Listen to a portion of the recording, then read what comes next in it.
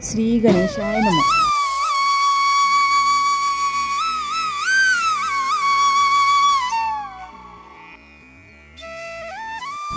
Hello, हाय, नमस्कार, शुभ सकाळ सगळ्यांना। तर कशा आहात तुम्ही सगळेजण? तुम्हा सर्वांचा आजचा दिवस खूप आनंदात आणि पॉझिटिव्ह जाओ हीच बाप्पा चरणी आणि श्री स्वामी समर्थांच्या चरणी प्रार्थना। तर शुभ सकाळ सगळ्यांना, तुमचं स्वागत आहे माझं मराठी ब्लॉग चॅनलमध्ये। इथे बघा, माझ्याकडची जी रांगोळी होती ती संपलेली होती, म्हणून मी नवीन पॅकेट आणलं। तर त्याला कट करून डब्यामध्ये थोडीशी रांगोळी काढून घेऊया, कारण मी बाहेर खिडकीत ठेवते तर माणूस वगैरे बॉल वगैरे मारून सारखं पाडतो आणि मग रांगोळी सगळी सांडून जाते, म्हणून मी थोडीच काढून ठेवते। सगळं आतच ठेवलं तर आत भरपूर पसारा होतो। तर इतकी रांगोळी मी काढून घेतलेली आहे। तरी ते बाहेर आमच्या अंगणामध्ये मी सगळं झाडून घेतलेलं आहे आणि पाणी देखील मारून घेतलेलं आहे। तर आता मी छोटीशी रांगोळी काढून घेते। तर खूप मोठी रांगोळी काढत नाही, मी अगदी छोटीशी काढते, तेवढी छान दिसते रोजची काढायला।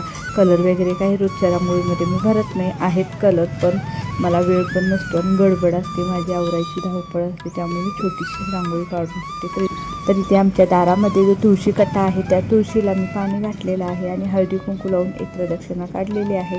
तर आता ही 5 ते 6 पानं मी तुळशीची तोडून घेतलेली आहेत, कारण तुळस बघा किती आपली छान आलेली, फुललेली देखील आहे, पानं देखील हिरवीगार झालेली आहेत। तर ही पाने अशीच तुम्ही धुवून खाल्ला तरीसुद्धा शरीराला चांगलेच आहे। जर तुम्हाला तशी खाऊ वाटत नसतील तर चहामध्ये 4 ते 5 पानं टाकायची आणि थोडी चहापूड कमी घालायची, म्हणजे त्याचा स्वाद देखील खूप छान येतो आणि शरीराला देखील आपल्या ते खूप चांगलं असतं। आणि तुळस तशी भरपूर गुणधर्माने युक्त आहे, त्यामुळे ती पानं खाल्ल्याने तुमच्या शरीराला फायदाच होणार आहे। तर बघा, मी ते 5-6 पानं तोडून घेतलेले आहेत। आता आपण आतमध्ये जाऊया स्वयंपाकखोलीमध्ये।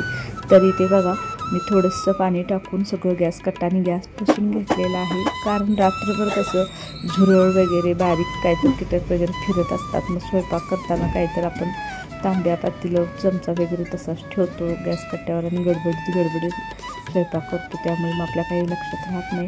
म्हणून स्वयंपाक करायच्या आधी मी स्वच्छ करून गॅस पुसून घेते हळदी कुंकू लावून, कारण पहिला जेव्हा चूल असायची तेव्हा आपण चूल सारवल्यानंतर त्याच्यावर स्वस्तिक वगैरे काढून हळदी कुंकू वगैरे लावून मगच आम्ही चूल पेटवत होतो, त्यामुळे ती सवय आहे। तर मी तुळशीची पानं स्वच्छ धुवून इथे घेतलेले आहेत, चहामध्ये टाकलेले आहेत आणि त्यामध्ये थोडंसं आलं टाकून घेतलेलं आहे। तर चहा शिजूपर्यंत इथे धूप देखील लावून झालेला आहे, कारण धूप लावल्याशिवाय मला काही घरात प्रसन्न वाटत नाही। धूपचा जेव्हा वास असं दरवळत असतो ना, तेव्हा असं घर अगदी प्रसन्न असं होतं। तर मी इथे महालक्ष्मीच्या फोटोला धूप ओवाळून घेतला। आता पहिला चहा घ्यायचा आणि मग आपल्या कामाला करायची सुरुवात।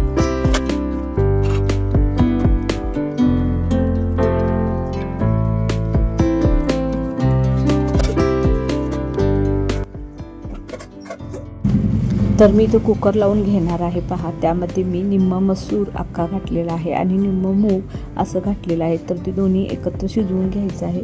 शिजवताना फक्त त्यामध्ये थोडंसं मीठ टाकून मी कुकरमध्ये लावणार आहे। तर इथे दुसऱ्या साईडला मी डाळ घेतलेली आहे आमटीसाठी। तर चहा देखील आपला इथे तयार झालेला आहे। तर आता कुकर मी लावून घेते।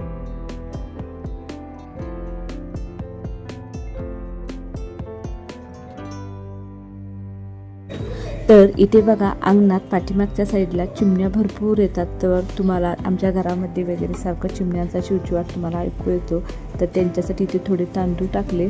तर आता बघा, कुकर देखील झालेला आहे। तर इथे बघा, पातेल्यामध्ये थोडासा मी 1 वाटी होईल इतका रवा घेतलेला आहे, 1 ते 1.5 वाटी, आणि त्यामध्ये थोडंसं जे शिळत कालचं ताक होतं ते घातलेलं आहे आणि थोडा बारीक चिरलेला कांदा, थोडंसं आलं, थोडंसं लसूण आणि टोमॅटो टाकून मिक्स करून घेतलेलं आहे। आत्ता यामध्ये बघा मी थोडीशी टाकणार आहे मुगाची डाळ, त्यामुळे ते खूप छान असं दातामध्ये येतं आप्पे झाल्यानंतर। तर मी ते बनवणार आहे आप्पे। तर यामध्ये चवीपुरतं मीठ टाकून घेतलेलं आहे आणि थोडंसं पाणी टाकून ते मिक्स करून घ्यायचं आहे आणि थोडा वेळ जरा भिजत ठेवू द्यायचं, एक 10 ते 15 मिनटं, तोपर्यंत आपण बाकीची तयारी करून घेऊया। तर कुकर देखील आता बऱ्यापैकी आपला गार झालेला आहे। तर आता मी कुकरातलं दोन्ही डाळी काढून घेते। तर एक डाळ ही आमटीसाठी लावलेली आहे आणि एक डाळ ही उसळ म्हणजे आपला अख्खा मूग मसूर करण्यासाठी लावलेली आहे। तर ते बघा खूप छान असं शिजलेलं आहे। थोडंसं मी चमच्याने त्याला आणखीन थोडं मॅश करून घेते, म्हणजे त्याचं टेक्स्चर खूप छान येतं भाजी झाल्यानंतर। तर इथे पहा गॅसवरती पातेलं ठेवलेलं आहे, त्यामध्ये थोडंसं तेल टाकून थोडं जिरं टाकलेलं आहे आणि जिरं फुलल्यानंतर हिरवी मिरची चिरलेली टाकलेली आहे. त्यामध्ये मी इथं आपल्या झाडाचा कढीपत्ता टाकणार आहे.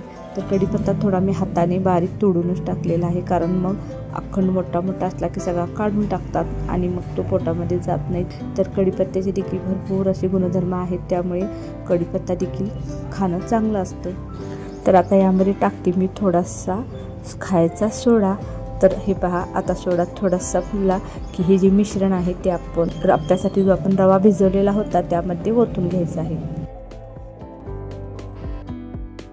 आणि हे रव्याचं मिश्रण थोडंसं बाजूला ठेवून देते, कारण मी त्यात आहे अख्खा मसूर आणि मूग फोडणी टाकून घेणार आहे आणि त्यानंतर मग आपण आप्पे करणार आहोत. तर त्याच पातेल्यामध्ये मी थोडंसं तेल टाकलेलं आहे, त्यामध्ये थोडीशी मोहरी, थोडंसं जिरं, थोडासा कढीपत्ता आणि बारीक चिरलेला कांदा टाकून परतून घेतलेला आहे. तर इथे कांदा सोनेरी रंगावर परतून झाला की त्यामध्ये आपण बारीक चिरलेला टोमॅटो टाकणार आहोत. तर कांद्यामध्ये मी आलं लसूणची पेस्ट देखील टाकून घेतलेली आहे. तर टोमॅटो मऊ होईपर्यंत परतून घ्यायचं आहे. त्यामध्ये थोडंसं मीठ टाकून घ्यायचं आहे, म्हणजे मीठ टाकल्यामुळे टोमॅटो लवकर मऊ होतो.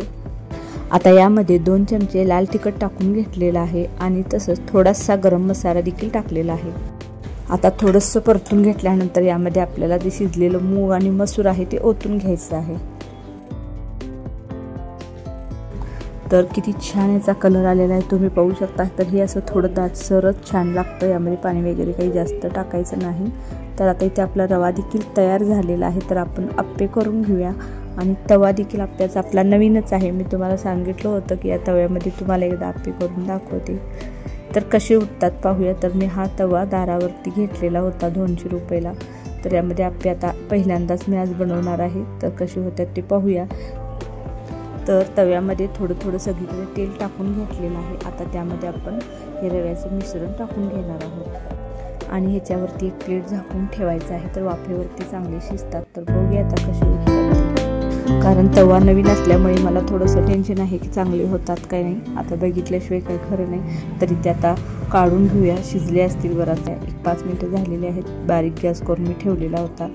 तर बघा, तर बऱ्यापैकी तर छान झालेले आहेतच, पण एक एक निघत नाहीत, चिटकून बसलेले आहेत. कशामुळे होतात काय माहीत नाही. तर आता हा पहिलाच घाणा आहे, तर दुसरा घाणा घातल्यानंतर बघूया की कसे येतात. तर इथे बघा, काही आप्पे यामध्ये चिटकून बसलेले आहेत, तर 2-3च व्यवस्थित निघलेले होते. तर आता मी हे सगळं चिटकलेलं काढून घेते. परत त्याला तेल लावून परत त्यामध्ये मी रवा टाकून घेते, म्हणजे बघूया आता कसे निघतात ते. तर परत थोडं थोडं तेल मी सगळ्यामध्ये टाकून घेतलेलं आहे आणि परत रवा टाकलेला आहे थोडा थोडा. तर आता यावरती प्लेट झाकून ठेवूया आणि गॅस थोडा बारीकच ठेवूया, कारण मोठा गॅस केला तर ते करपून चिटकून बसायला असं मला वाटते. बघूया बारीक गॅसवरती कसे येतात. तर आता पाहू शकता तुम्ही, दुसऱ्यांदा टाकल्यानंतर थोडी बरी निघलेत, अजिबात चिटकलं नाही. तर आता मला थोडं माझ्या मनाला समाधान वाटलं, कारण मी दारावरती घेतला होता. मला ते वाटत होतं की चांगला तवा आहे की नाही, कारण यामध्ये आप्पे आले नसते तर पैसे पण वाया गेले असते. पण आहे, 1-2दा आता परत केल्यानंतर अजून चांगले येतील असं मला वाटतं. तर बघूया आता सगळे झाल्यानंतर कसे दिसतात.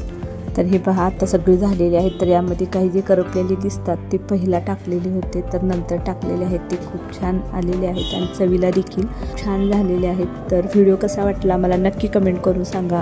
आणि व्हिडिओ आवडला असेल तर लाईक, शेअर आणि सबस्क्राईब करायला विसरू नका. तसे पूर्ण व्हिडिओ पाहिल्याबद्दल तुमच्या मनापासून धन्यवाद. तर इथे चहासोबत आप्पे खायला दिलेले आहेत.